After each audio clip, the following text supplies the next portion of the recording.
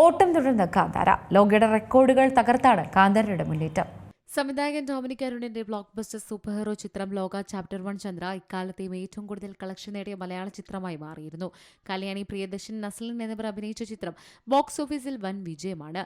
ലോകശക്തമായി നിലകൊള്ളുക മാത്രമല്ല, ഇക്കാലത്തെ മികച്ച റാങ്കിങ്ങിൽ ബ്ലോക്ക് ബസ്റ്റർ മലയാള ചിത്രങ്ങളെ മറികടക്കുകയും ചെയ്തിരുന്നു. ചിത്രത്തിലൂടെ ഇന്ത്യയിലെ ആദ്യത്തെ വനിതാ സൂപ്പർ ഹീറോ ആയി കല്യാണി മാറി.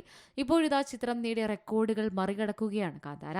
കാന്താര ചാപ്റ്റർ 1 ഇന്ത്യയിൽ നിന്ന് ആദ്യ 3 ദിവസങ്ങളിൽ 162.85 കോടി രൂപ സമാഹരിച്ചു. ശനിയാഴ്ച ഇത് ഏകദേശം 55 കോടി രൂപയിലെത്തി.